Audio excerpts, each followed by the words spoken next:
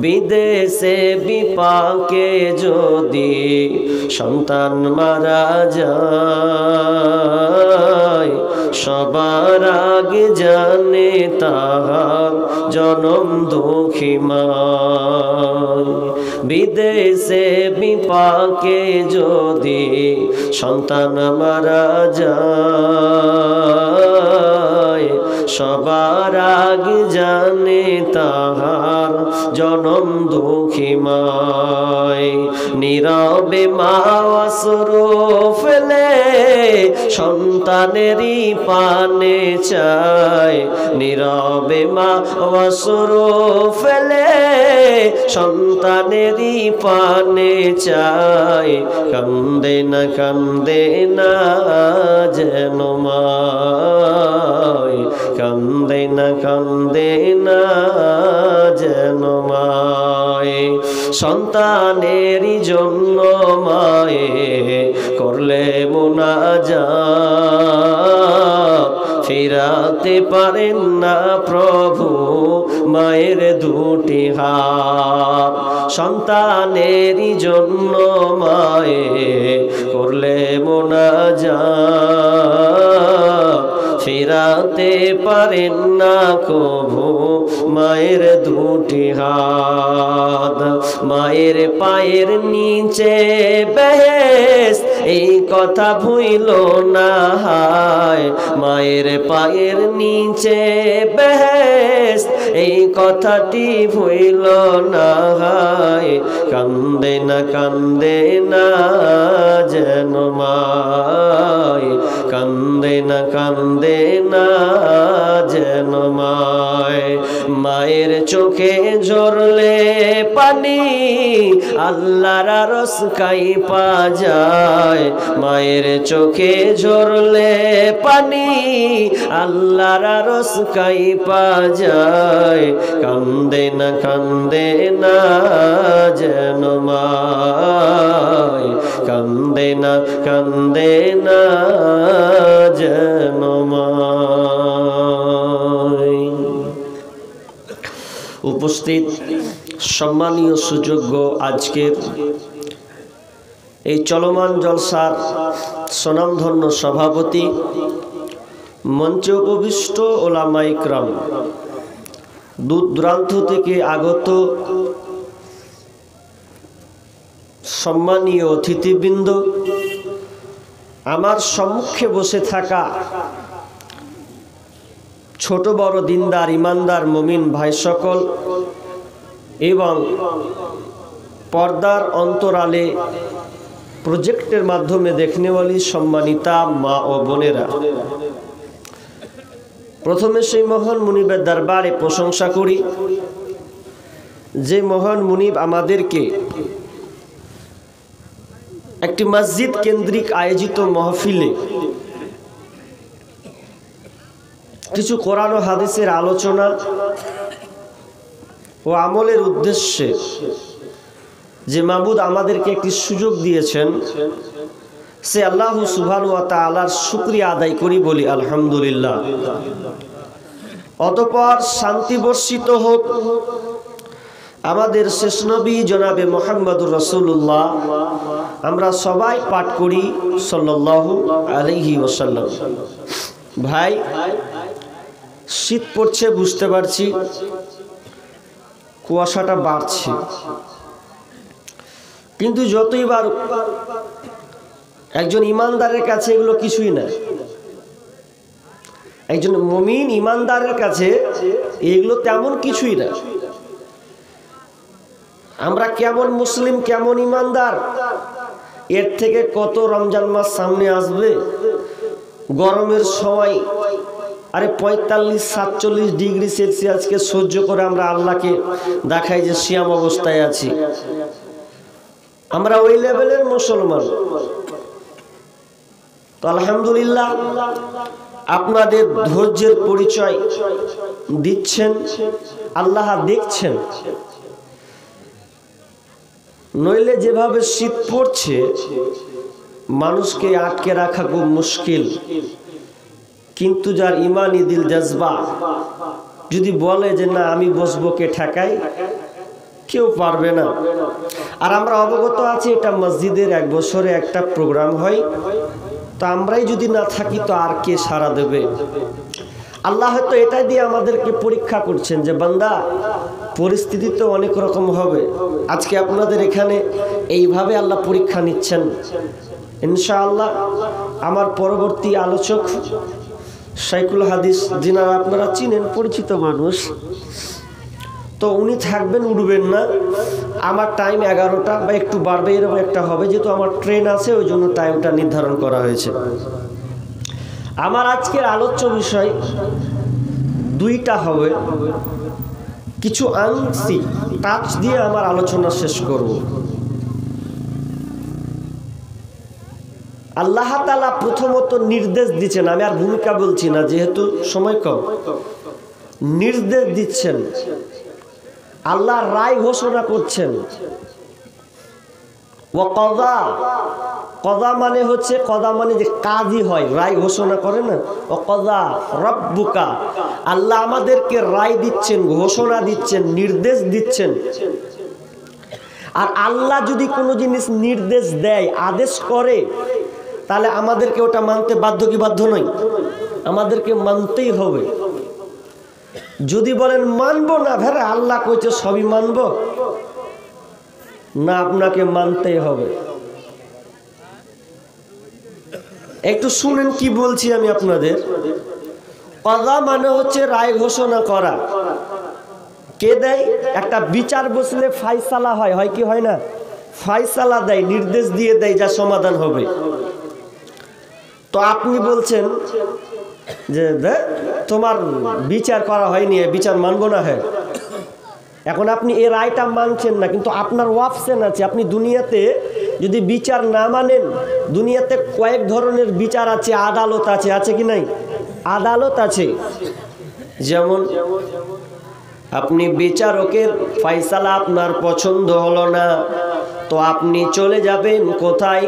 তো ম্যাজিস্ট্রেট কোর্টের কাছে আপনি অ্যাপিল করবেন। ম্যাজিস্ট্রেট কোর্টে অ্যাপিল করার পর যদি তার রায়টাও যদি আপনাকে ভালো না লাগে, তাহলে আপনি কোথায় যাবেন? হাইকোর্টের কাছে আপনি যে অ্যাপিল করবেন, হাইকোর্ট আপনাকে রায় ঘোষণা করবে। আপনাকে রায় ঘোষ করার পর জজ কোর্টের কাছে আপনি যাবেন। জজ কোর্টের আপনাকে রায় মানতে ভালো লাগবে না, আপনি হাইকোর্টের কাছে যাবেন। হাইকোর্টের কাছে আপনি আপিল করবেন যে আমার আগের রায়গুলো আমার পছন্দ হয়নি, আমার ওগুলো আমাকে ভালো লাগেনি, তো আপনি আমাকে ইনসাফ বিচার করে দেন, ফয়সালা করে দেন। এরপরেও যদি আপনাকে হাইকোর্টের আইন মানতে ভালো না লাগে, আবার আপনার জন্য অপশন আছে, সুপ্রিম কোর্টের কাছে আপনি যাবেন। সুপ্রিম কোর্ট আপনাকে রায় ঘোষণা করবে। এবার যদি আপনি বলে দেন আমি সুপ্রিম কোর্টের রায়কে মানব না, তাহলে আপনার আর কোনো উপায় নাই, কারণ সুপ্রিম কোর্টের উপরে আর কোনো কোর্ট নাই। শেষ ইস্তার সুপ্রিম কোর্ট। সুপ্রিম কোর্ট যেটা বলবে ওটাই আপনাকে মানতে হবে। ঠিক তেমনি ভাবে আল্লাহর পরে আর কোনো আইন চলবে না। আল্লাহ রায় ঘোষণা করেছেন, ওটাকে আমাকে আপনাকে সকলকে মেনে নিতে হবে। ওয়াকাদা রাব্বুকা, আল্লাহর রায় ঘোষণা দিচ্ছেন, কি কি রায়গুলো আছে ওগুলো আমাকে আপনাকে মানতে হবে, মুসলিম হিসাবে মানতে হবে। যদি না মানেন তো আমার আল্লাহ বলছেন, যারা আমার রায়গুলোকে মানবে না, যারা আমার রায়গুলোকে মানার কোনো প্রবণতা নেই, তার ইচ্ছা নাই, আমার আল্লাহ বলছেন কোনো অসুবিধা নাই, তবে আমার একটা কাজ তোদেরকে করতে হবে, আমার আইন তোদেরকে মানতে হবে না, আমার কোরআনকে তোদেরকে মানতে হবে না। তোর যা মন চাই হারামি করে বেড়া, বদমাশি আপনার কিনা বাটপারি করে বেড়া, আপনি সাত পান করে বেড়াগা, 2 নম্বরি করে বেড়াগা, আমার আল্লাহ কোনো আফসোস নাই। তবে শুনলে যদি আমার আইন না মানতে ভালো লাগে, আল্লাহ সুবহানাহু ওয়া তাআলা বলছেন, ইয়া মাশারাল জিন্নি ওয়াল ইনসি ইন ইসতাতা'তুম আন তানফুযু মিন আকতারিস সামাওয়াতি ওয়াল আরদ ফানফুযু লা তানফুযুনা ইল্লা বিসুলতান। আল্লাহ বলছেন, ওরে জিনেরা, ওরে মানুষেরা, যদি আমার আইন তোমাকে ভালো না লাগে, আমার নির্দেশগুলোকে মানতে না ভালো লাগে, তাহলে তোরা একটা কাজ কর, বেশি কাজ নয়, ওই কাজটা করে দে, আমি আল্লাহ কিছুই তোদেরকে বলবো না। সেই একটা কাজ কি? আমার পৃথিবী ছেড়ে তোরা অন্য কোনো জায়গায় চলে যা। আমার একটা কাজ কর, কিছু করতে হবে না, যা কোরআন আইন মানতে হবে না, খালি একটা কাজ, আমার দুনিয়াটা ছেড়ে দে, যা, ঝামেলা শেষ। কোথায় যাবেন আপনি? মঙ্গল গ্রহে যাবেন, চাঁদের দেশে যাবেন, কোথায় আপনি যাবেন? ভূগর্ভে আপনি যাবেন, মাটির নিচে আপনি যাবেন, কোথায় যাবেন? আল্লাহ বলছেন সবই তো আমার রাজত্ব, এ কোনো রাজত্ব বাইরে আমার কোনো কিছু নয়, তোমার ক্ষমতা নয়। আমি আল্লাহ কি শুনে লাও, আলাইসাল্লাহু বিআহকামিল হাকিমিন, আমি হচ্ছেন বড় বিচারকের বিচারক, আমার চাইতে বড় আর বিচারক কেউ নাই। অতএব তোদেরকে আমার আইনকে মানা লাগবে। প্রথমে আল্লাহর আইন কি মানতে হবে? ওয়াকাদা রাব্বুকা আল্লা তা'বুদু ইল্লা ইয়া। আল্লাহ বলছেন প্রথম আমার নির্দেশ হচ্ছে তোমরা আমাকে মানতে গিয়ে তোমরা অংশীদারি স্থাপন করবে না। আল্লা তা'বুদু ইল্লা ইয়া, আমাকে ডাকতে গিয়ে তোমরা প্রথমত অংশীদার স্থাপন করবে না। কারণ তোমরা যদি আমাকে বাদ দিয়ে অন্য কাউকে প্রাধান্য দাও, তাহলে কিন্তু এটা বাড়াবাড়ি হবে, এটা কখনোই আমার সাথে মানায় না। প্রথম কাজ কি? আল্লাহর ইবাদত করতে গিয়ে শরীক করা যাবে না, আল্লাহকে ডাকতে গিয়ে কোনো অংশীদার স্থাপন করা যাবে না। আল্লাহ একজন না দুইজন ভাই? একজন। আল্লাহ একজন, আল্লাহ সব জায়গায় আছেন। অনেকে বলে কি বলে না, এটা কিন্তু ভুল, গুনাহ হবে কিন্তু। আল্লাহ সব জায়গায় নাই, আমরা বলি আল্লাহ সব জায়গায় বিরাজমান, এ কথাটা ভুল কথা। আল্লাহ 7 আসমানের উপরে আছেন, আরশে সমশীল। আপনি বলতে পাবেন না যে আল্লাহ সব জায়গাতে আছেন। একটা কথা আছে, 10 যেখানে আল্লাহ সেখানে, এরকম একটা প্রবাদ বাক্য আছে। 10 যেখানে আল্লাহ সেখানে বললে এটা গুনাহ, শিরক হবে। 10 যেখানে মানে কি? যেখানে নোংরামিতা চলছে, 10টা লোক আছে, নোংরামিতা চলছে, আচ্ছা ওখানে যদি বলি আল্লাহ আছে, এটা বলা ঠিক হবে? ঠিক হবে না। বেধর্মীদের অনুষ্ঠান আছে, ওখানে 10 জন ভরে ভ্যাত ভ্যাত করছে, বলেন ওখানে আল্লাহ আছে? নাই। আল্লাহর ক্ষমতা সব জায়গায় আছে, এই কথা আপনি বলতে পারেন যে আল্লাহর ক্ষমতা সব জায়গায় আছে, কিন্তু আল্লাহ সব জায়গায় আছে এ কথা বললেই গুনাহ হবে, শিরক হবে। এটা অংশীদার, পার্টনারশিপ করা যাবে না, শিরক। আপনি সাধারণভাবে বুঝে নেন, অংশীদার স্থাপন করা, পার্টনারশিপ গ্রহণ করা। পার্টনারশিপ আপনারা বুঝেন? পার্টনার কি? পার্টনার কখন হয়? 3টা ক্ষেত্রে হয়। কটা ক্ষেত্রে হয় জি ভাই? 3টা ক্ষেত্রে। যারা বিজনেস ব্যবসা করেন ভালো করে দেন, মানে অংশীদার করা যায় 3 ক্ষেত্রে। এক, আপনার ইচ্ছা আছে ব্যবসা করা, কিন্তু আপনার কাছে টাকা নাই, টাকা আপনার কাছে নাই, এই জন্য আপনার বন্ধুকে বললেন ভাই রে তুই আমার সঙ্গে কি একটা ব্যবসা করবি, দুজন মিলে পার্টনারশিপ হব, দুজন মিলে এই ব্যবসাটা চালাবো, তুই 50,000 দিবি, আমি 50,000 দিব, 1 লাখ করে এই ব্যবসাটাকে আমরা দাঁড় করাবো, এটাকে বলা হয় পার্টনারশিপ। কিন্তু আল্লাহর সঙ্গে এটা তো মানাই না, আল্লাহর সঙ্গে তো মানাই না। বলেন আল্লাহর কি কোনো ধন ভান্ডারে কোনো অভাব আছে? কোনো অভাব নেই। রহমাতি ওয়াসাআত কুল্লা শাই, আল্লাহর পৃথিবীর রহমতটাকে বেষ্টন করে ঘিরে রেখেছেন, আল্লাহর রহমতের কোনো শেষ নাই, আল্লাহর কোনো অভাব অভাব নাই। অনেক লোক বলে ভাই আমার কাছে টাকা আছে, আমার কাছে টাকা আছে, কিন্তু আমার কাছে বুদ্ধি নাই। এই জন্য দেখবেন অনেক লোক আর একজনকে নেয়, চল রে ভাই আমার বুদ্ধিটা খুব কম, আমি মনে হয় চালাতে পারবো না। টাকা আছে ঠিকই, কিন্তু ব্যবসা কেমন করে চালাবো? তুই আয় আমিও আয়, দুজন মিলে পার্টনারশিপ করে দুজন মিলে আমরা মানে একসঙ্গে হয়ে আমরা ব্যবসাটাকে চালাবো। এটাকে বলা হয় সংমিশ্রণ, পার্টনারশিপ। কিন্তু আল্লাহর কি প্রয়োজন পড়েছে? না না না, আল্লাহর কোনো প্রয়োজন পড়েনি। আল্লাহর তো কোনো বুদ্ধির অভাব নাই, বরং আল্লাহ বলেছেন ওয়ামা উতিতু মিনাল ইলমি ইল্লা কালিলা। আল্লাহ বলছেন তোমাদেরকে আমি সামান্যতম জ্ঞান, ওই বুদ্ধিটা দিয়েছি। সমুদ্রের পানি ফোটা মতন বুদ্ধিটা তোমাদের তা কম দিয়েছে। তার মানে আল্লাহ কত জ্ঞানী শুনেলেন, তোর আল্লাহর সঙ্গে কোনো মানাই না। নাম্বার 3, অনেক লোক বলে আমার টাকাও আছে বুদ্ধিও আছে, কিন্তু আমি অচল, আমার দ্বারা সম্ভব নয়। এই জন্য দেখবেন অনেক লোক বলে ভাই বন্ধু দোস্ত, তোর সঙ্গে দুজন মিলে আমরা ব্যবসা করব, আমি অক্ষম ব্যক্তি, ওখানে যেতে পারবো না, তুই থাকলে আমার সুবিধা হবে, দুজন মিলে ব্যবসা করব। কিন্তু আল্লাহ তাআলা তো এরকম অক্ষম নয়, নাউজুবিল্লাহ। আল্লাহ হচ্ছেন কি ইন্নাহু আলিমুন কাদির, আল্লাহ হচ্ছেন সর্বশক্তিমান। পার্টনারশিপ করা যাবে না, আল্লাহর সঙ্গে কাউকে দাঁড় করানো যাবে না। অনেক গভীর তত্ত্ব কথা আছে, বলছি আপনাকে।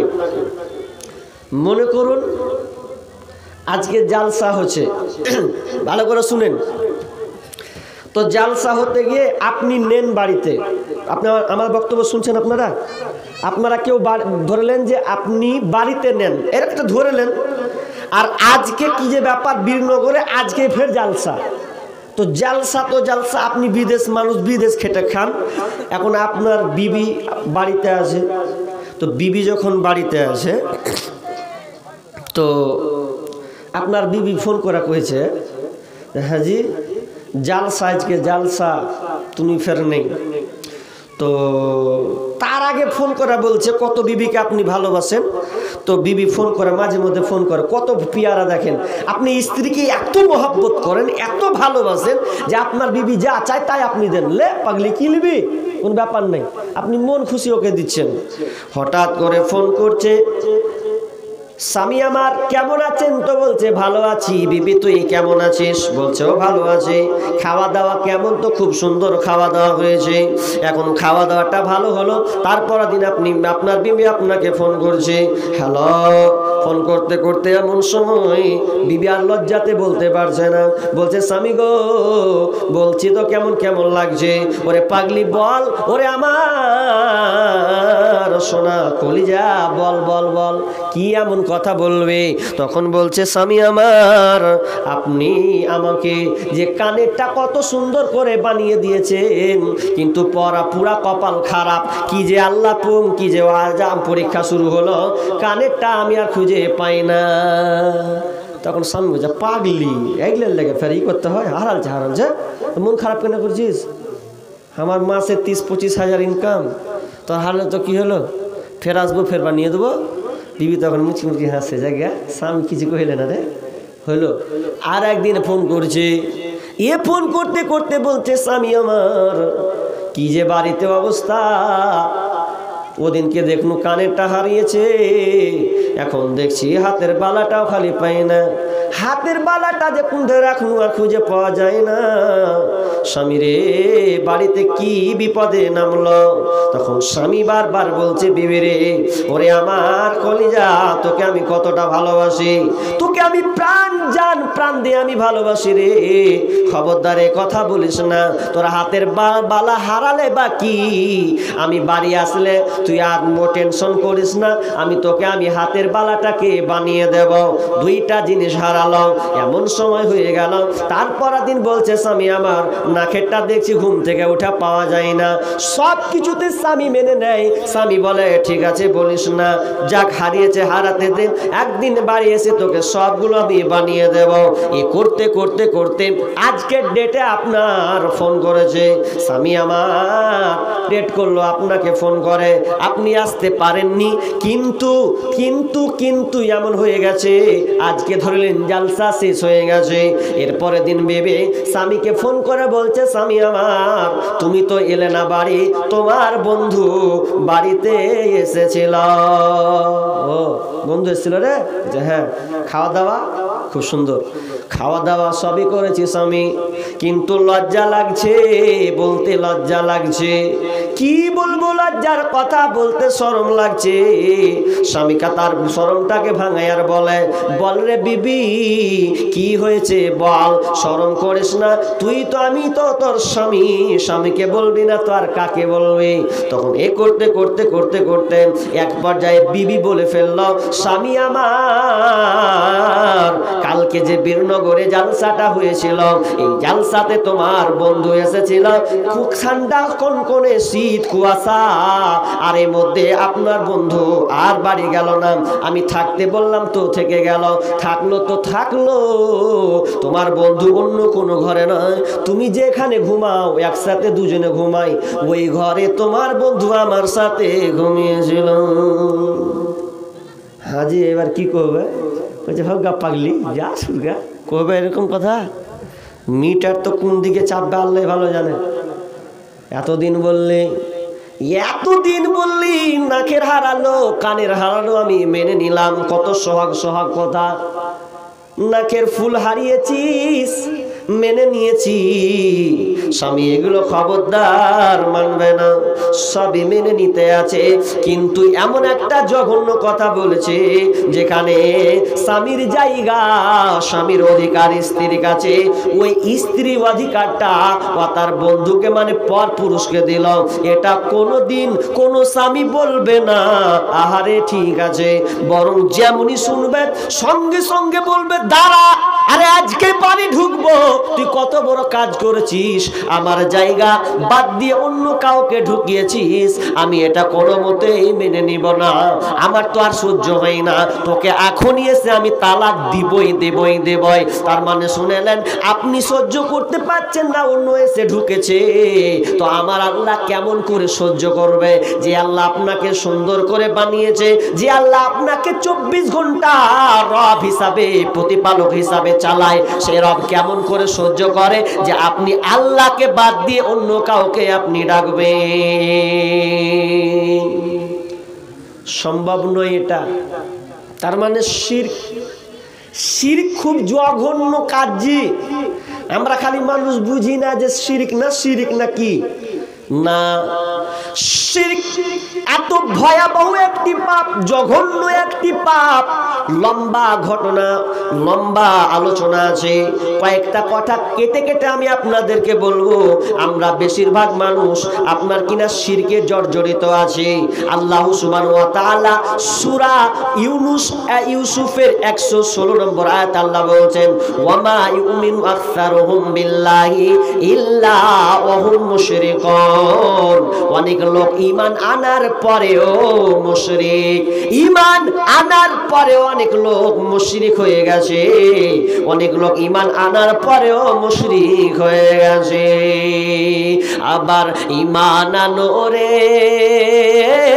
কালেমা পড়িয়া পশ্চিমে তাকাইয়া দেখো বেলা যাই ডুবিয়া, আবার ঈমান আনোরে, আবার ঈমান আনোরে কালেমা পড়িয়া পশ্চিমে তাকাইয়া দেখো বেলা যাই ডুবিয়া, আবার ঈমান আনোরে। মাঠে ঘাটে ইন্টারনেটে ধর্মের প্রচার বেশ, সবাই এখন ধার্মিক সাজে আমলে নাই নেস। আরে যে যার পথে চললে মানে, যে যার মতন চললে মানে, না হয় দেয় ছাড়িয়া, আবার ঈমান আনোরে কালেমা পড়িয়া পশ্চিমে তাকাইয়া দেখো বেলা যায় ডুবিয়া, আবার ঈমান আনোরে, আবার ঈমান আনোরে কালেমা পড়িয়া পশ্চিমে তাকাইয়া দেখো বেলা যায় ডুবিয়া, আবার ঈমান আনোরে। ঈমান আমরা হারা হয়ে গেছি।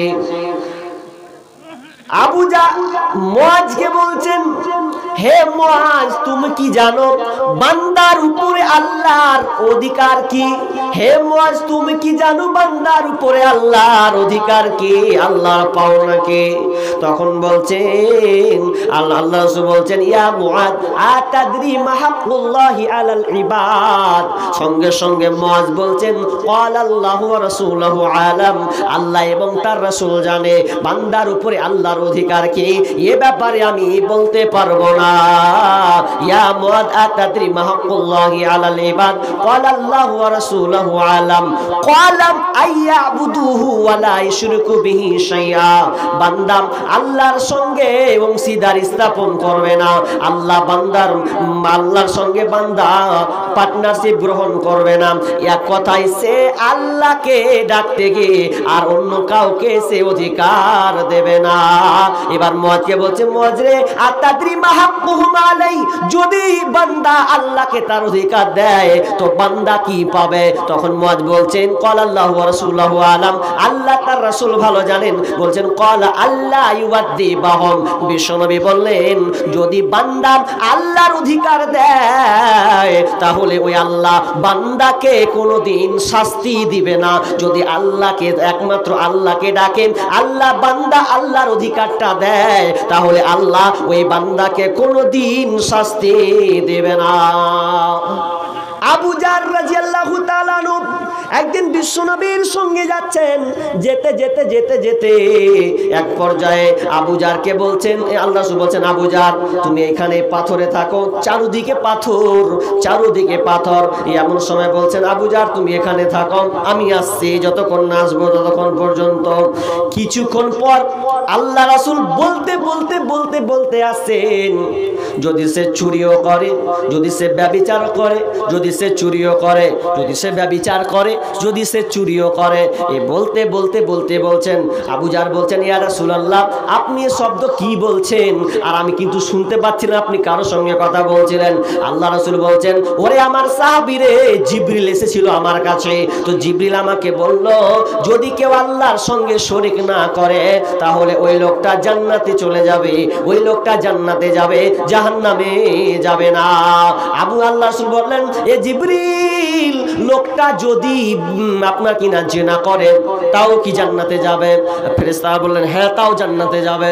বললেন লোকটা যদি চুরি করে, চুরি করলেও জান্নাতে যাবে।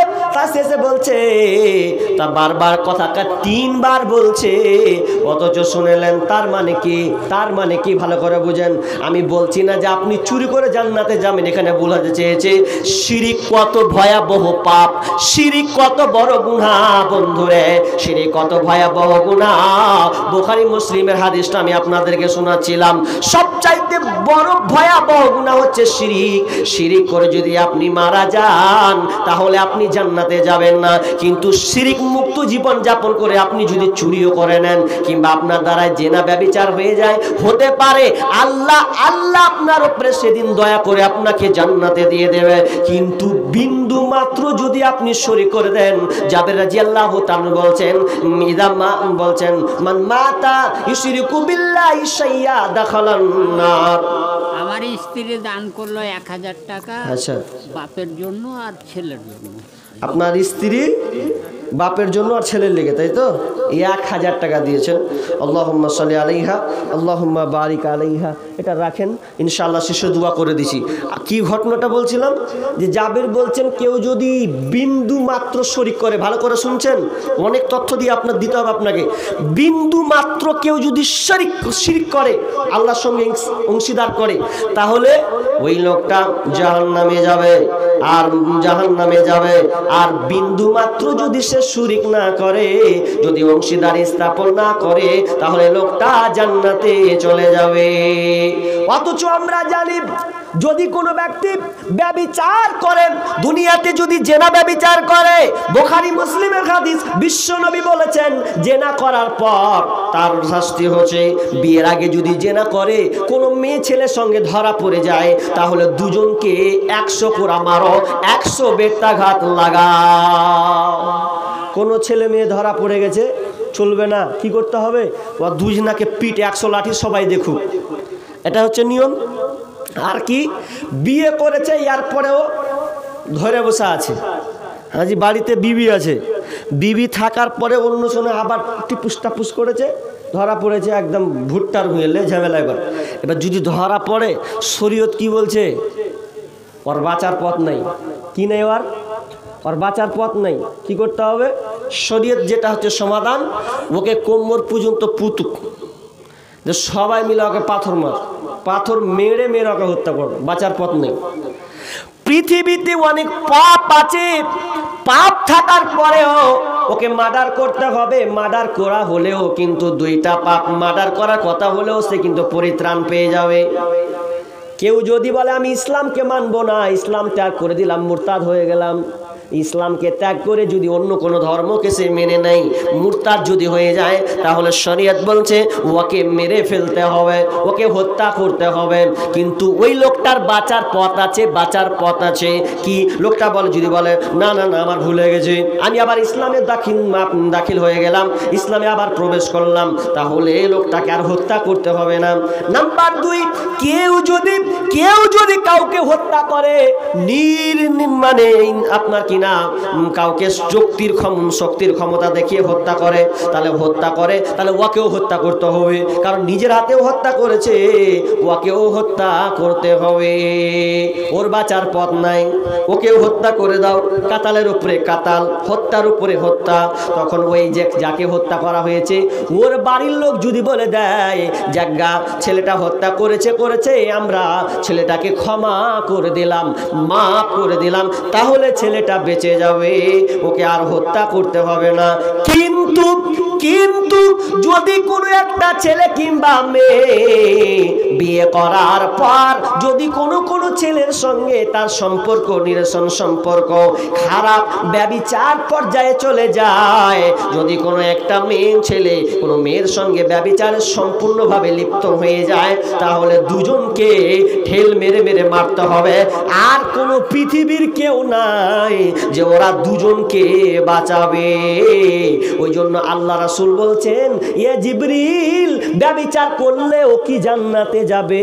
ব্যভিচার তো খুব খাতারনাক জিনিস, তারপরে ও কি জান্নাতে যাবে? বলছে হ্যাঁ জান্নাতে যাবে।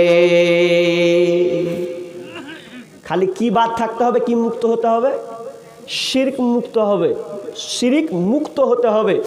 আপনাকে আমি একটা উদাহরণ দিই। আপনারা চাষি মানুষ এখানকার, না? চাষি তো চাষ করেন। আচ্ছা, চাষি করতে গেলে যদি ভুঁয়ে যদি আপনি চাষ করার পরে যদি ওগুলোকে না হাত দেয়, তো ঘাস আগাছা বের হয় কি বের হয় না? তো ঘাস যদি বের হয়, তো ঘাস মারার জন্য বিষ আছে না নেই? আছে। মেরে দিবেন আর পট্টি না কি বলে, সবুজ কালার হলদা নিয়ে আসবেন, মেরে দেন, সব মরে যাবে।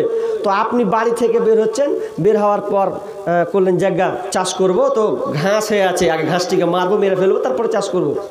তো এই জন্য আপনি বাজারে যাচ্ছেন। তো বাজারে যেতে আবার বিবি বলছে, হাজি কুন্ডে যাচ্ছ? তো কইছে এতে যাচ্ছি রে পাগলি, ভাই বিষ আনতে।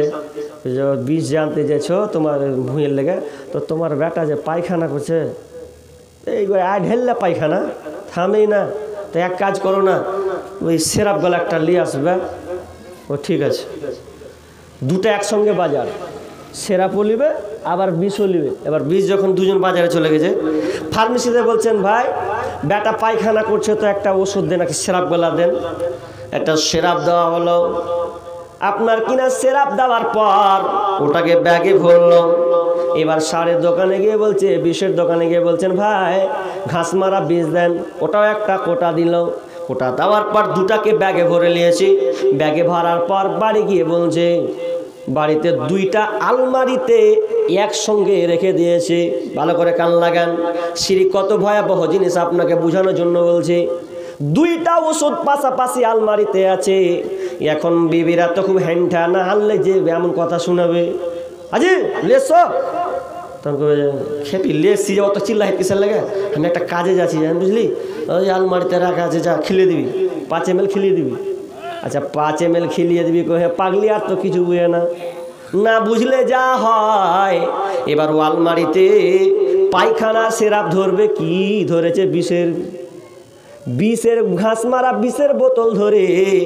এবার ও 5 ml মাপছে। মাপার পর এবার বেটাকে বিসমিল্লাহ করে খাওয়াছে। আচ্ছা কহেন তো বেটা মরবে না বাঁচবে? কথা কহেন না জি? মরে নিশ্চিত কি মরবে? এখানে দুটা অপশন আছে, মরতেও পারে আবার বাঁচতেও পারে।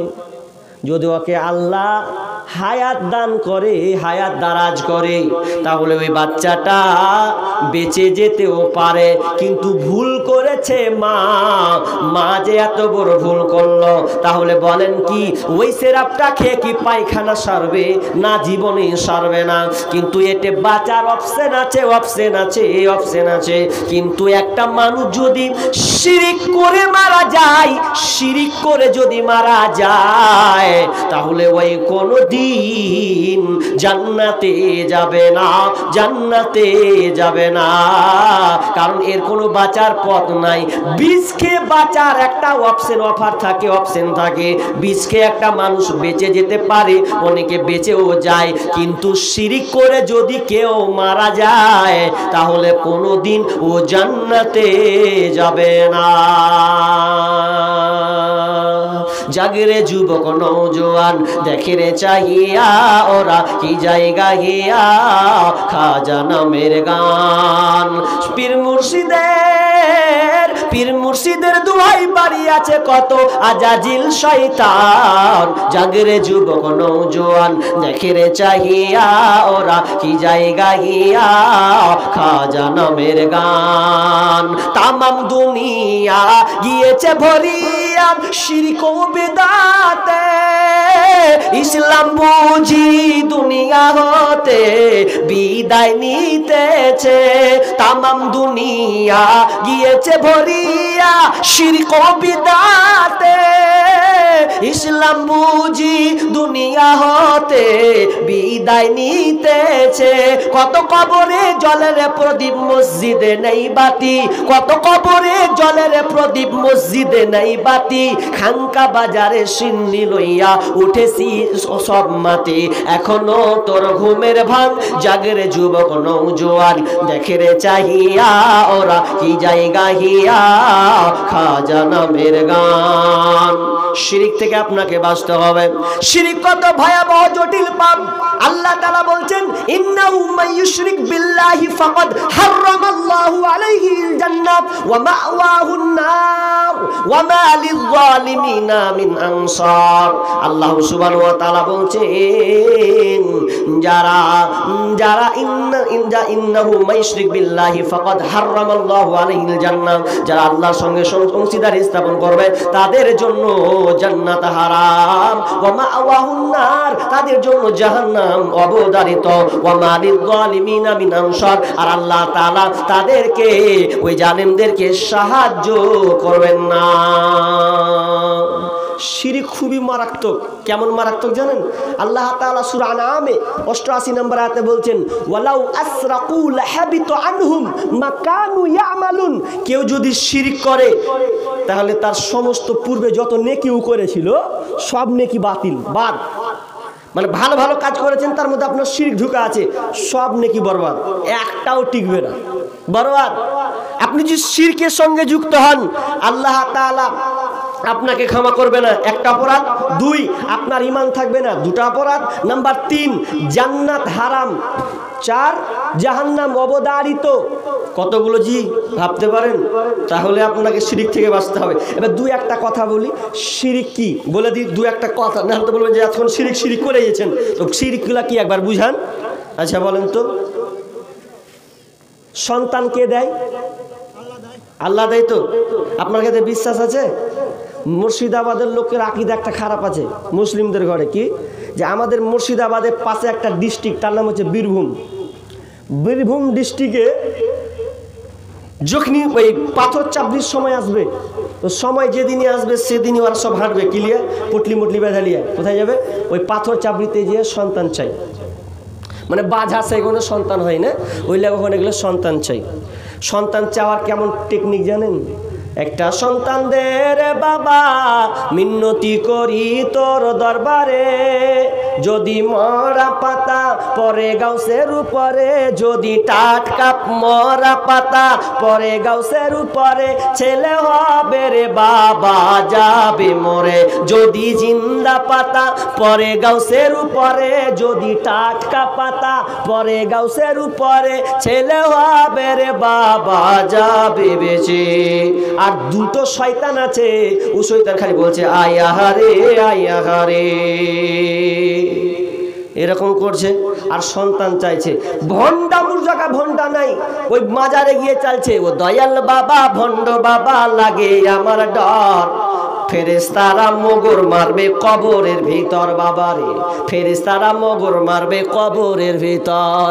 আরে দয়াল বাবা এত গুণী, মুত্তা লইয়া লই না রে পানি। পেশাব করে বলে পানি লাগে না, তো এক জায়গায় জিজ্ঞাসা করছে তোমার গে ন্যাংটা বাবা কেনে পানি লাই না মুতার পর, মুতার পরে কেনে পানি লাই না? তখন কইছে আমার গে বাবা খুব পবিত্র, আমার গে বাবা খুবই পবিত্র রে বাবা, ন্যাংটা বাবা এত সাধু বাবা পবিত্র।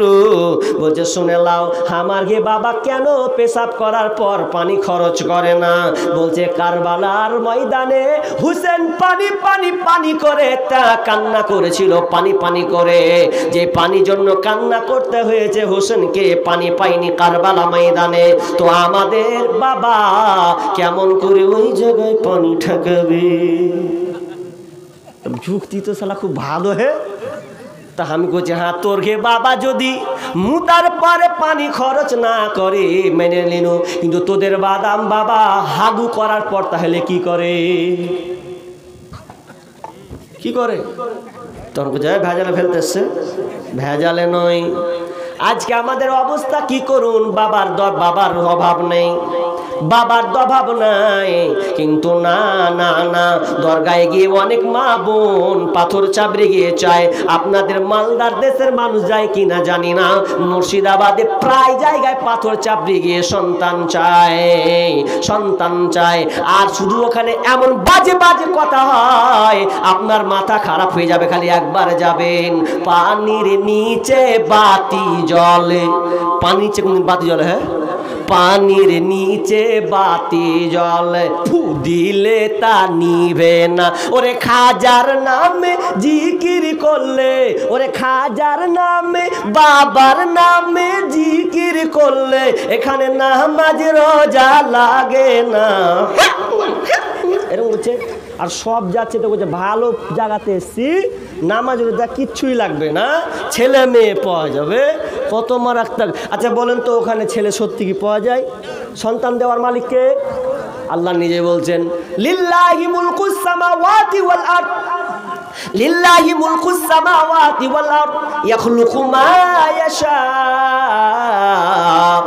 ইয়াহাবু লিমান ইয়াশাউ ইনাসা ওয়া ইয়াহাবু লিমান ইয়াশাউ যুকুরা আও ইউযাব্বিজুহুম যুকরানা ওয়া ইনাসা। আল্লাহ সুবহানাহু ওয়া তাআলা বলেন আমার পৃথিবী দুনিয়াটা রাজত্ব হচ্ছে আমার হাতে। ইয়াখলুকু মা ইয়াশা, আল্লাহ যাকে ইচ্ছা, যাকে আল্লাহ যাকে চান তাকে দিতে পারেন, আল্লাহর যেটা ইচ্ছা তাকে চাই দান করেন। ইয়াহাবু লিমান ইয়াশাউ ইনাসা, আল্লাহ সুবহানাহু ওয়া তাআলা যাকে চাই কন্যা সন্তান দান করে, আবার আল্লাহ যাকে চায় তাকে পুত্র সন্তানও দান করেন। আয়ুযাব্বিজুহুম যুকরানা ওয়া ইনাসা, আল্লাহ যাকে চায় তাকে পুত্র কন্যা দুটাই দান করে। ওয়া ইয়াজআলু মান ইয়াশাউ আকিমা, আর আল্লাহ যাকে চায় তাকে বন্ধা বানিয়ে দেয়, বাঝা বানিয়ে দেয়। যাকে আল্লাহ বাঝা বানিয়ে দেবে আর ওই কোনোদিন জীবনে মা হতে পারবে না, যতই দরকার যাক। কয়টা বাজছে, কয়টা ঘড়িটা কই, জয়টা বাজুক, ইনশাল্লাহ হয়ে যাবে। ওটা নিয়ে নাম দেখি ঘড়িটা আমার কাছে নেই, ওটা আছে, থাক ওইভাবেই থাক। তো কি বলছিলাম, যে সন্তান যদি চাইতে হয় আল্লাহর কাছে সন্তান চাইতে হবে। এটা গেল একটা, আর ব্যাখ্যা বিশ্লেষণ তো করছি না, তবে মনে রাখবেন আমরা এত অধমের অধম, এত নিচে নেমে গেছি যে কুকুরে কয়টা করে বাচ্চা হয় জি? 7টা 8টা করে বাচ্চা হয়, অথচ দেখবেন কোনোদিন ওই কুকুর মাজারে যায়নি, গেছে? কোনোদিন তাবিজকে বাধা লাগেনি। কোনো ছাগলকে দেখবেন যে হয়নি, ও ঠিক ধৈর্য রেখেছে, হয়ে গেছে। তাই এবার বলেন তো, কুকুর না গেলে বাচ্চা হয়, মুরগি আপনার কি নাম শূকর যেটা জঘন্য, উ না গেলে ওর মাজারে না গেলে বাচ্চা হয়, কুকুর না গেলে বাচ্চা হয়, বানর না গেলে ওর বাচ্চা হয়, আর মানুষকে বলে যেতে হয়। তো কুকুর ভালো না মানুষ ভালো? তো কুকুরই ভালো। তোমাকে আবার মাজারে তো লজ্জা করা দরকার যে কুকুরে 8টা করে বাচ্চা হচ্ছে, তোমার একটাও হয় না। তুমি আল্লাহর কাছে চাও, নবীরা পর্যন্ত আল্লাহর কাছে চেয়েছেন, রব্বি হাবলি মিনাস সালিহিন, আল্লাহ তুমি আমাকে নেক্সট দাও। আর ছোট্ট একটুকু বলে দিই, একটা কথা, দ্বিতীয় নম্বর আল্লাহ বলছেন দ্বিতীয় রায় মানতে হবে কি, ওয়াবিল ওয়ালিদাইনি ইহসানা, তোমরা পিতা মাতার সঙ্গে সৎ ব্যবহার করবে, সৎ ব্যবহার করবে। তার মানে আমরা এখন কত ভালো, বাপ মাকে খুব ভালোবাসি, ভালোবাসেন? বাপ মাকে ভালোবাসতে হবে। আল্লাহ তাআলা আল্লাহর পরে পরে কেন মা বাপের কথা বললেন? আল্লাহ তো বলতে পারতেন নাবিদের কথা, নাবিদের, সাহাবীদের, তাবিদের, ভালো ভালো ব্যক্তির কথা তো উল্লেখ করতে পারতেন, কিন্তু না, নাম আল্লাহর পরে পরে স্থান যাকে দেওয়া হলো তিনি হলেন মা বাবা। মা বাবা যদি নারাজ থাকে তাহলে আল্লাহকে ইবাদত করে কোনো লাভ হবে না, আল্লাহ তাআলা কোনো ইবাদতকে কবুল করবে না। ইম্মা ইয়াবলুগান্না ইনদাকাল কিবারা আহাদুহুমা আও কিলাহুমা ফালা তাকুল লাহুমা উফফিন ওয়ালা তানহারহুমা। আল্লাহ বলছেন ইম্মা ইয়াবলুগান্না ইনদাকাল কিবারা আহাদুহুমা আও কিলাহুমা, যদি তোমাদের বাপ মা বার্ধক্যে পৌঁছে যায়, বয়স্ক হয়ে গেছে, ওয়াচল হয়ে গেছে, ঠিক মতন খেতে পারে না, ঠিক মতন চলতে পারে না, তাহলে শুনে নাও, বাপ হোক কিংবা মা হোক কিংবা উভয় দুজনে হোক না কেন, তো আল্লাহ তাআলা বলছেন ইম্মা ইয়াবলুগান্না ইনদাকাল কিবারা আহাদুহুমা আও কিলাহুমা ফালা তাকুল লাহুমা উফফিউ, খবরদার ধূপ শব্দ ব্যবহার করবে না, ফালা তাকুল লাহুমা উফফিউ ওয়ালা তানহারহুমা, খবরদার ধমকে চেঁচিয়ে বিরক্ত হয়ে কোনো কথা বলবে না, ওয়া কুল লাহুমা কওলান কারীমা, এবং শ্রদ্ধাজনিতভাবে কথা বলবে, শ্রদ্ধাজনিতভাবে কথা বলবে, একদম নরম ভাবে কথা বলবে। জীবনে খবরদার, আল্লাহ একটার পর একটা বলছেন, আপনি আশ্চর্য হয়ে যাবেন, জি মা বাপের ব্যাপারে এতভাবে একটার পর একটা আলোচনা করেছেন। আপনি কোরআনকে ঘুরুন, তালাশ করুন, আমি তালাশ করেছি, আপনি করে দেখুন একবার। যেই কোরআনের সলাতের কথা আছে বিস্তারিত কিন্তু আলোচনা নেই, হাদিসে আছে, হজের কথা আছে বিস্তারিত নাই, জাকাত আছে বিস্তারিত নাই, পর্দা আছে বিস্তারিত নাই, কিন্তু মা বাপের ব্যাপারে আল্লাহ কোরআনে একটা করে বর্ণনা করেছেন যা অন্য কোনো বিষয়ে এমন ভাবে বর্ণনা করেননি, আপনি আশ্চর্য হয়ে যাবেন। বাপ মা কি জিনিস? আল্লাহ তাআলা বলছেন ووصينا الإنسان بوالديه حملته أمه وهنا على وهن وفصاله في عامين أن اشكر لي ولوالديك وإلي المصير। আল্লাহ বলছেন ووصينا الإنسان بوالديه حملته أمه وهنا على وهن। আল্লাহ বলছেন তোমরা পিতামাতার সঙ্গে ইহসান করবে। কেন তোমরা পিতামাতার সঙ্গে ইহসান করবে? শুনে নাও, তুমি যখন তোমার মায়ের পেটে ওয়াহানান আলা ওয়াহানিন, যখন তুমি ছোট, মায়ের দুর্বলতার উপরে দুর্বলতা, তুমি মায়ের পেটে আছো 3 মাস 4 মাসের, মায়ের দুর্বলতা তত বাড়বে, পেটের ভেতরে তুমি যত বড় হবে তত মায়ের কষ্টটা বাড়বে। হতভাগারে, মায়ের আদর যত্ন তুমি নিতে জানলে না। যুবক তোমাকে বলি শোনো, তুমি যেদিন বিবাহ করবে সেদিন বুঝতে পারবে সন্তান মা হওয়া কতটা কষ্ট। তোমার বিবির পাশে গিয়ে বসবেন, ঘুমাবে। তোমার বিবি যদি প্রেগনেন্ট হয়, 3 মাসের বাচ্চা তার পেটে আছে, বিবি বলবে স্বামী আমার ঘুম আসে না। কেন রে বিবি ঘুম আসে না? কেন তো বলবে তোমার ছেলে আমাকে লাথি মারে, একবার ডান দিকে যায় বাম দিকে যায়, ঠিক মতন ঘুমাতে পারে না, না বসে সুখ হয়, না দাঁড়িয়ে সুখ, না শুয়ে সুখ, কোনো অবস্থাতে মা শান্তি পায় না। কারণ এই সন্তান 9 মাস 10 দিন ধরা খুব কঠিন কাজ, এটা খুবই কঠিন কাজ। এই কাজটা যত কঠিন, বাচ্চা যখন ডেলিভারি হবে তখন আরো কঠিন হবে, আরো কঠিন হবে। কিন্তু অনেক হতভাগা বেঈমান আছে, মায়ের সঙ্গে খারাপ নোংরা কাজ করে, বাপের সঙ্গে খারাপ অন্যায় কাজ করে। খবরদার না, তোমরা মায়ের সঙ্গে খারাপ অশ্লীলতা করবে না। বেয়াদব, তুমি মা বাপের সঙ্গে তুমি ধমকে কথা বলো, বাপ মাকে তুমি ভাগ করতে চাও? আরে তোর যখন স্ত্রীর পেটে সন্তান আসবে তুই দেখবি কেমন কষ্টটা হয়, সেদিন বুঝতে পারবি।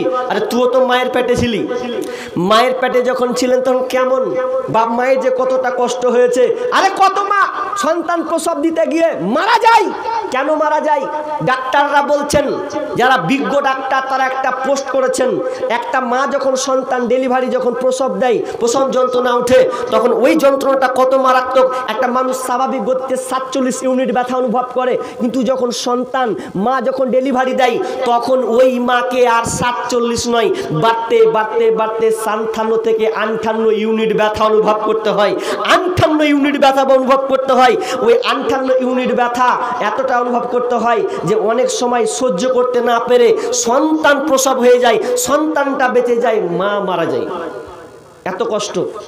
600 হাড়কে একসাথে ধরে যদি ভেঙে যত কষ্ট হয়, তো একটা মাকে সন্তান প্রসব দিতে গিয়ে এতটা বেশি কষ্ট হয়। ওই জন্য দেখবেন অনেক মা মারা যায়। আপনি দেখবেন সোশ্যাল মিডিয়াতে খোঁজ নেবেন, অনেক আছে, আপনার হয়তো মনে অনেকে আছে সন্তান বেঁচে আছে, মা বেঁচে নাই। ওই মাকে আমরা তাচ্ছিল্য করি, বয়স্ক হয়ে গেলে ওই মাকে আমরা ঠিক মতন খেতে দিই না, ঠিক মতন আমরা দেখাশোনা করি না। আল্লাহ বলছেন ওয়াকফিদলাহুমা জানা হাদ্দুল্লি মিনার রহমা, তোমার মা যদি বেঁচে থাকে খবরদার তাদের সঙ্গে শ্রদ্ধাজনিতভাবে শ্রদ্ধাজনিত কণ্ঠে কথা বলবে। তোমার মায়ের সঙ্গে তুমি তোমার রহমতের বাজুকে বিছিয়ে দেবে, তোমার রহমতের বাজুকে বিছিয়ে দেবে। রহমতের বাজু কাকে বলা হয়? আমি আপনাকে বলিনি যে আপনি শুয়ে যান দিয়ে আপনার মা আপনার পেটের উপরে চাপুক, বাপ চাপুক না, রহমতের বাজু বলা হয়। আহসানুল বায়ান তাফসির করেছেন, রহমতের বাজু বলা হয় একটা পাখি যখন বসে তখন ডানাটাকে এইভাবে গছিয়ে নেয়, আবার যখন উড়ন্ত শুরু করে আবার ডানাটাকে সুন্দর করে মেলে দিয়ে আকাশে উড়ে। ঠিক তেমনিভাবে আপনার মা পারছে না, অসুস্থ, আপনার মাকে আপনি হাঁটান। আপনার মা গোসল করতে পারে না, আপনার দায়িত্ব হচ্ছে আপনার মাকে আপনি গোসল করিয়ে দেবেন। আপনার মায়ের চিকিৎসার দরকার আছে, আপনি তাকে নিয়ে যাবেন। খেতে পারে না, আপনাকে খাওয়াতে হবে। এর নাম হচ্ছে রহমতের বাজু। রহমতের বাজু আপনি বুঝেননি? বাপ মায়ের সঙ্গে জীবনে কোনো দিন উল্টা পাল্টা কথা বলবেন না। জীবনে যদি বাপ মাকে খুশি করে যদি মনে করেন যে আমি সংসার করব, জীবনে শান্তি পাবেন না। আমার কাছে অনেক প্রমাণ আছে। বক্তা হলে কি হবে?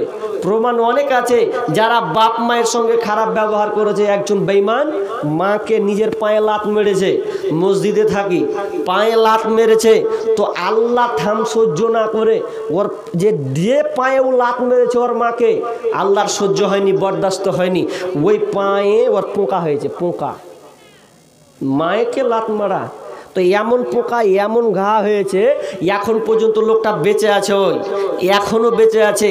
তো ও এখনো কোনো ডাক্তার ওর পাকে সারাতে পারে না, কোনো ডাক্তার পারে না। তো আপনি কি করে বুঝলেন মায়ের সঙ্গে আপনি খারাপ ব্যবহার করেন? আরে মা এমনই মা যে আপনাকে বাঁচানোর জন্য মা দুনিয়া ছেড়ে চলে যাবে, কিন্তু আমরা বুঝলাম না। এমন হয়ে গেছি মা পাগলা, মানে বউ পাগলা হয়ে গেছি, শাশুড়ি পাগলা হয়ে গেছি আজকালকার, মাকে বলে ভুলে গেছি। আরে স্বার্থ ছাড়া বন্ধু বান্ধব কাছে আসে না, বিনা স্বার্থে কেউ কাউকে ভালোবাসে না, স্বার্থ ছাড়া শুধু ভালোবাসে আমার শাশুড়ি মা। ঠিক নাকি? শাশুড়ি বিনা স্বার্থে ভালোবাসে না, খালি বউকে খালি দুদিন কিল দিয়ে দেখেন কি ফোন যাবে আর আসবে। স্বার্থ ছাড়া কে ভালোবাসে? স্বার্থ ছাড়া বন্ধু বান্ধব কাছে আসে না, বিনা স্বার্থে কেউ কাউকে ভালোবাসে না, স্বার্থ ছাড়া ভালোবাসে শুধুই আমার মা, স্বার্থ ছাড়া ভালোবাসে শুধুই আমার মা। এই জন্য তো একজন সাহাবী বলছেন, ইয়া রাসূলুল্লাহ মান হাক্কুন নাসি বিহুসনি সাহাবাতি, আমার প্রথম উত্তম আচরণে কে অধিকার রাখে? বলছেন ক্বালা উম্মুক, তোমার মা। কাউরি কথা বলছে না, ক্বালা সুম্মা মান, তারপর কে? ক্বালা উম্মুক, তারপরেও তোমার মা। কলা সুম্মামান, তারপর কে? এরপরে তোমার মা। তিনবার খালি মায়ের কথা বলেছেন, এটাও ব্যাখ্যা আছে, অনেক লম্বা আজকে বলছি না। 4 নম্বরে বলছেন কলা সুম্মামান, বলছেন কলা সুম্মা আবুকা। 4 নম্বর হচ্ছে তোমার বাপ। বাপ রাখে মা কবার পেল জি? 3 বার। বাপ সান্ত্বনা পুরস্কার নিয়ে থেকে যাও, কারণ মায়ের কষ্টটা বেশি। কিন্তু আজকে আমরা বাপ মাকে কষ্ট দিচ্ছি। এই ব্যাপারে অনেক কথা আছে, আপনি বাড়িতে গিয়ে ভাববেন ভাববেন ভাববেন ভাববেন মা বাপকে আপনি কত যে কষ্ট দিয়েছেন। না, আপনি কষ্ট দিয়েন না। বাপ মা যদি খারাপ হয় কোনোদিন উপশব্দ ব্যবহার করবেন না, ধমকাবেন না, আপনি বুঝাবেন, এরা চেষ্টা করবেন বুঝাবেন। কোনোদিন বাপ মাকে খাবার থেকে বঞ্চিত করবেন না। ইনশাআল্লাহ আমি বলবো, ইনশাআল্লাহ সময় চলে আসছে আর খুব জোরে 20 মিনিট আছি। 20 মিনিট। ভাই যারা বাপ মাকে খুব ভালোবাসেন, কিংবা আপনার জীবনে বাপ মায়ের সঙ্গে একটু ঝামেলা হয়েছে হতে পারে, যদি হয়েও থাকে, একটু ওই বাপ মায়ের জন্য একটু সাদগা করতে শিখুন। যাক, বাপ মায়ের আমি খিদমত করতে পারিনি, আল্লাহ তাআলা বলছেন তোমার বাপ মায়ের সঙ্গে দোয়া করবে, রব্বির হামহুমা কামা রব্বায়ানি সগীরা। তোমার বাপ মায়ের জন্য তোমরা দোয়া করবে। কেন দোয়া করবে? তুমি বিদেশে আছো, বাপ মায়ের খিদমত করতে পারো না, তো তুমি বিদেশে গিয়ে ওই বাপ মায়ের জন্য তুমি দোয়া করো, আল্লাহ আমি বিদেশে আছি, খিদমত করতে পারি না, বাপ মায়ের খিদমত করবো, টাকার দরকার, আমি বিদেশে আছি, আল্লাহ তুমি আমার বাপ মায়ের উপরে রহম করো। রব্বির হামুমা কামা রব্বা ইয়ানি সগীরা। কেমন রহম?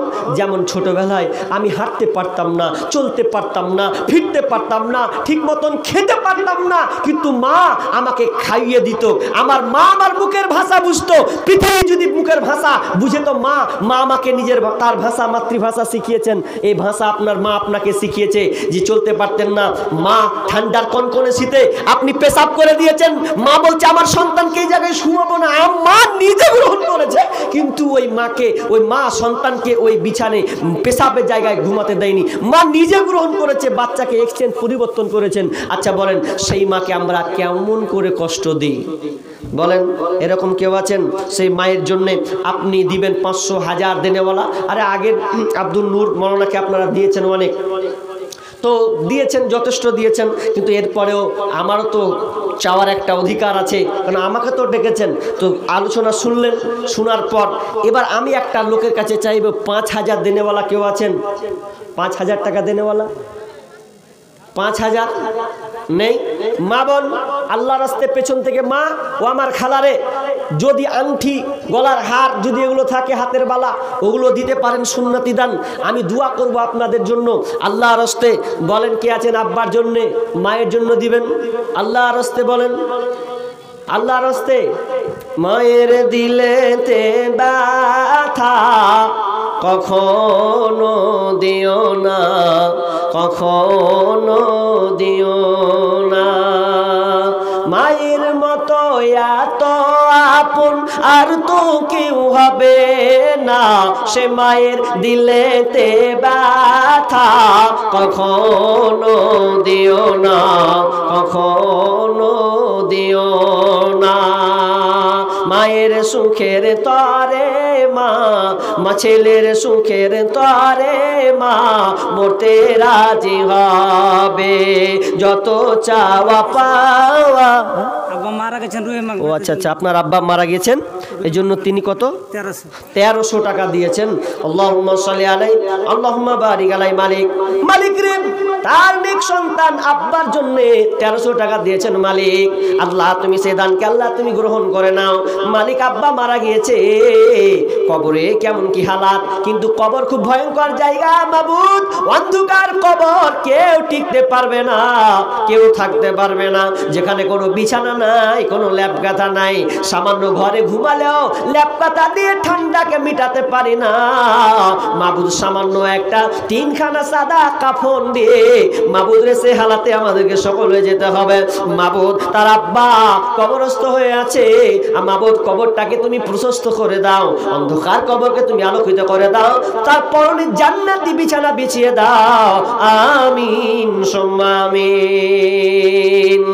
মায়ের মতো হই না আপন, হই না তাহার তুলনা, হায় রে আমার মা, আমার জনম দুঃখী মা, হায় রে আমার মা, আমার জনম দুঃখী মা। ছোট থেকে বড় হলাম যেই মায়েরই কোলে, সেই মা এখন ছেড়ে গেল আমায় একা ফেলে, ও মা আমায় একা ফেলে। বেনামিতে 5,000 নাম বলেনি জি, কে যে কোন পার্টি ছিল আল্লাহ জানে। তো 5,000 টাকা, হ্যাঁ আচ্ছা যাক, 5,000 টাকা দিয়েছেন বেনামিতে। আল্লাহুম্মা সাল্লি আলাই, আল্লাহুম্মা বারিক আলাই।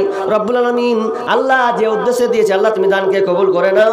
আল্লাহ রুজি রোজগারে বরকত দাও, বালা মুসিবত দূর করে দাও। আত্মীয় স্বজনকে আল্লাহ তুমি সহি সালামতে রাখিও। মালিক তার দান খেতে তুমি বরকত দাও, যতদিন থাকবে আল্লাহ তুমি সহি সালামতে রাখিও। আল্লাহ তার আত্মীয় স্বজন মারা গেলে আল্লাহ তুমি তাদেরকে ক্ষমা করে দিও। আমিন সুম্মা আমিন। ছোট থেকে বড় হলাম যেই মায়েরই কোলে, সেই মা এখন ছেড়ে গেল আমায় একা ফেলে, ও মায় আমায় একা ফেলে।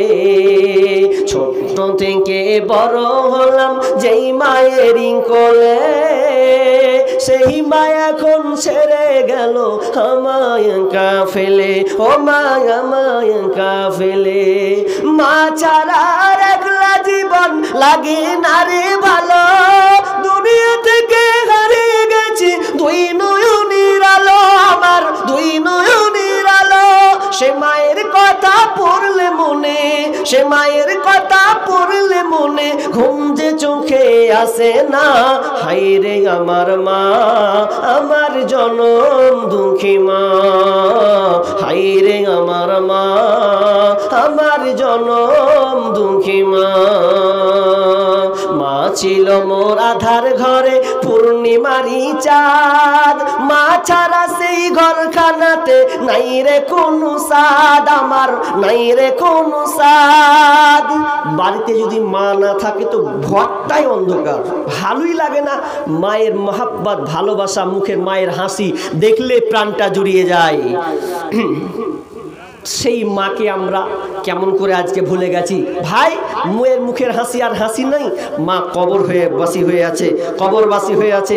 সেই মায়ের কথা একটু মনে করুন না, একটু দয়া করুন না, একটু আব্বার জন্য ভাবুন না, যে যারা দুনিয়া থেকে আমাকে, যারা দুনিয়াতে আমাকে পৃথিবীর আলো দেখিয়েছে, তাদের জন্য আপনারা আসুন। মা বোন, মায়েদের প্যান্ডেল থেকে 2খানা আংটি পেয়েছি। মা বোন আংটি নাই, আংটি যা আছে গলার হারগুলো আনা চা খায় না, চা দুধ চা খায় না। তো আল্লাহর রাস্তে বলছি যে বলেন 5,000 টাকা একটা পেয়েছি, একটা জোড়া হনবেন। আর আপনি আজকে না দিবেন 10 দিন পর দেন। দেখেন মসজিদটা দেখলাম, ওপর ঢালাটা ঢালতে হবে দেখলাম, খুব সুন্দর পজিশনে একটা রাস্তার ধারে, মাশাআল্লাহ খুব ভালো লাগলো। কিন্তু আপনাদের এই ক্ষুদ্র ক্ষুদ্র অর্থে এই দানে ইনশাআল্লাহ এই মসজিদ হয়ে যাবে আশা করছি। তবে দানগুলো একটু দিতে একদম ঝাড়তে হবে, দানগুলো এই কম দিলে হবে না। তো বলেন আর একটা 5,000 টাকা দেনেওয়ালা আল্লাহর রাস্তে, আর 5,000 টাকা দেনেওয়ালা হবে না? হবে না? একটা লোক 5,000 দেনেওয়ালা বলেন। আপনি আজকে না দিবেন, 10 দিন পর দিবেন, 1 মাস পর দিবেন। আর একজন ভাই দিয়েছেন 200 টাকা, একজন মাজারুল কত? 500 টাকা। আল্লাহুম্মা সাল্লি আলাই, আল্লাহুম্মা বারিক আলাই, হায়কলা বারাকাল্লাহ। আপনারা উঠিয়েন না গো, বক্তা আছে এখনো, 8 ঘন্টা অন্তত থাকলে বসেন, শোনাবেন। মানে আমরা বক্তব্য দিতে গিয়ে টেনশন চেপে যাই, আদায় করার বিষয়টার জন্য খুব ফুটিয়ে উঠতে পারি না। তো যাই হোক, তিনি আসবেন, আপনাদেরকে সুন্দরভাবে বলবেন। আর একজন ভাই দিয়েছেন 50 টাকা। ভাই সিমেন্টগুলো বলেন না কতটি আছে বাজি? 3500 টাকা। কার এটা? কে? আবু সুফিয়ান। 3500 টাকা। আর 1500 টাকা দিলে তো 5,000 হয়ে যেত জি। নেই কোনটা আছে? একটা জোড়া হতো, একটা পেজে একটা জোড়া হতো। 5,000 টাকা। আবু সুফিয়ান কহিলেন না? আবু সুফিয়ান ভাই আছেন গো, দিয়া পাঠালেন আপনার হাতে নাকি? আপনার হাতে দিয়া পাঠালে তো আর একটু আবদারটা চাইছিল 1500 টাকাটা।